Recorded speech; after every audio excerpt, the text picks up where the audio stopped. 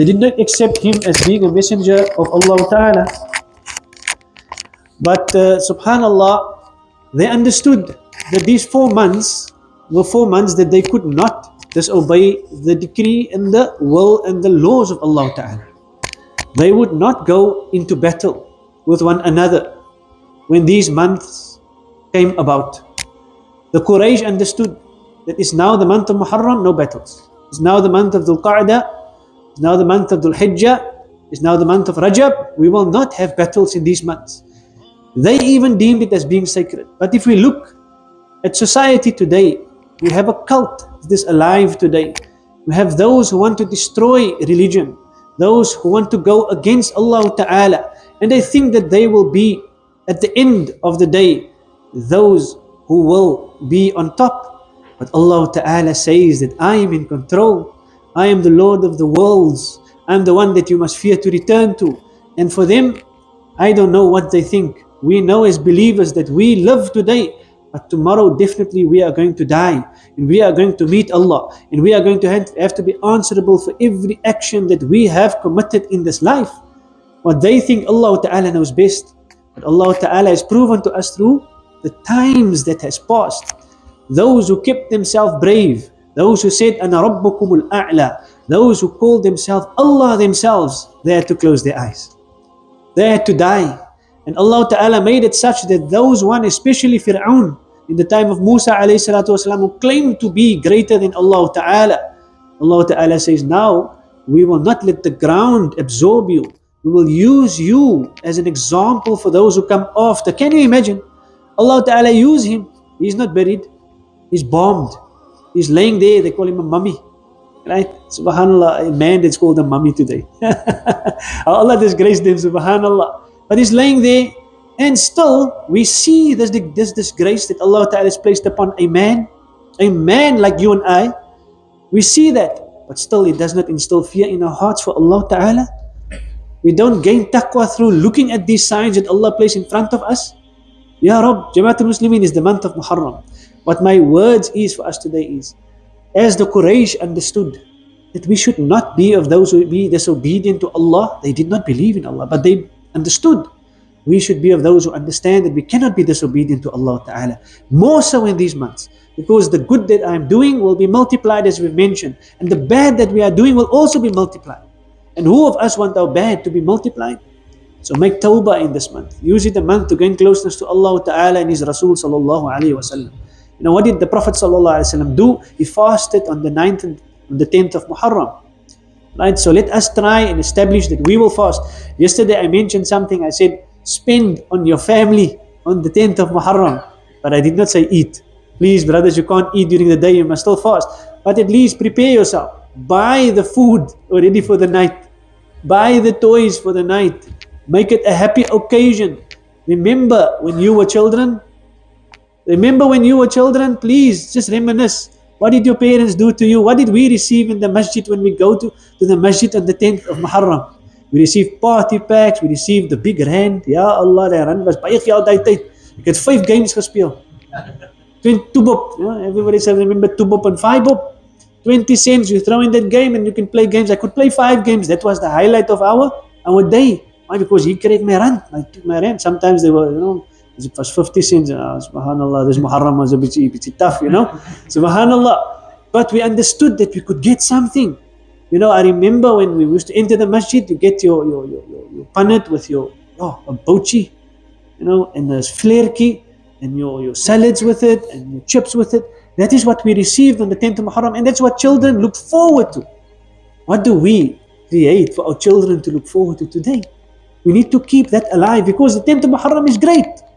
It is the best fast after Ramadan, so fast. Show your children that you fast with them. Show the greatness of this month. Teach them about Allah and His Rasul Sallallahu Alaihi Wasallam. Have stories about this time.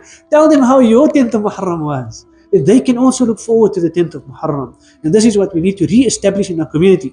Our traditions in Cape Town, subhanallah, it is one of the most amazing traditions. Mashallah, I'm doing a lot of research on it. And every time that I read on it, you find dalil for it. It's the most amazing thing. What I found now recently is every time people say that when people leave for the Hajj and the Umrah, we make Athan. What is the reason for the Adhan? This is a bid'ah. Subhanallah. Now you establish that when people travel, then the best thing for you to do is to read Athan. It is daleel from the Sharia of Muhammad sallallahu alaihi wasallam. Traveling, make Athan if you travel, because it's a protection, it's a means of protection for you. And what did the old people do? They made Athan. Maybe they didn't know why they make Athan. Allah Ta'ala says, وَاتَّقُوا اللَّهَ وَيُعَلِّمُكُمُ اللَّهِ. If you fear Allah, then Allah will teach you what to do. How was our deen preserved? How would we know that we must make Athan today? Because of our elders that did it. But how did they know? They don't know. Allah taught them, make Athan. Ajib, subhanallah. That is, if you have a connection with your Lord Allah, then Allah will teach you the right things. Right? But may Allah Ta'ala allow us that we should always be on the righteous path. We preserve what we can. But tradition plays a big role. In the Rasul's time, there were traditions.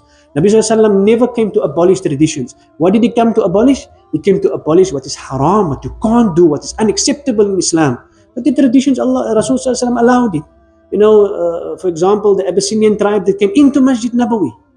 And what did they do?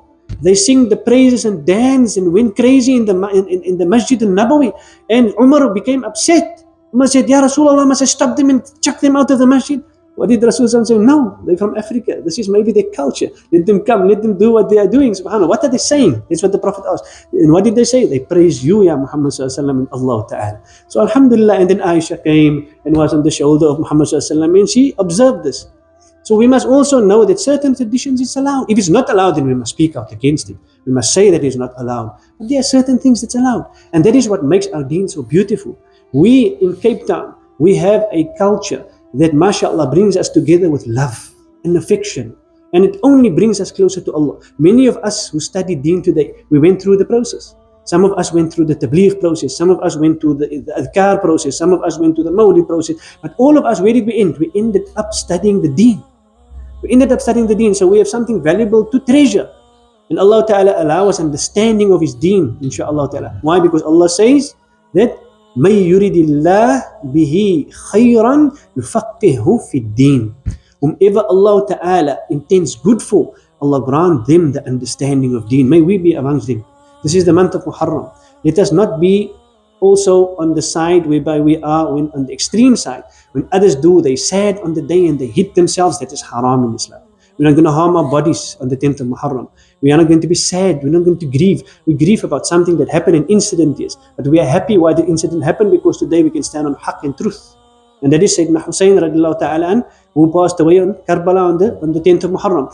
But there are other incidents that makes us happy. Nabi Musa alayhi salatu wasalam, for example. Nabi Nuh alayhi salatu wasalam. All of these anbiya that were saved on this day. Allah Ta'ala has taught us this through His Nabi Muhammad and through His Anbiya. So we must acknowledge the good as well, inshaAllah. And that is why we are an ummah who is balanced. We are a balanced ummah. We understand when to grieve, we understand when to be happy, but we are not going to be on the extreme side. And Allah grant us always to be moderate with one another and tolerate one another. None of us will ever be the same. It's not going to happen that we think the same. But we can agree, or we can agree to disagree in a beautiful manner, inshaAllah. And that is the beauty of our deen. Did the Prophet Muhammad ever show disrespect to anyone? No matter who he was or what he was. He always respected the person. And because of that, people saw the beauty of Islam. And Allah Ta'ala has spread it through the four corners of the world, through akhlaq and good character. And tawada'a lillah rafa'u Allah, whoever humbles and show humility in front of Allah Ta'ala, Allah raised them. Allah allow us to be raised, inshaAllah Ta'ala, through our humility. Ameen ya Rabbal Alameen. Barakallahu feekum. I love you all for the sake of Allah. Assalamu alaikum wa rahmatullahi ta'ala wa barakatuh. حبيبنا الله الله الله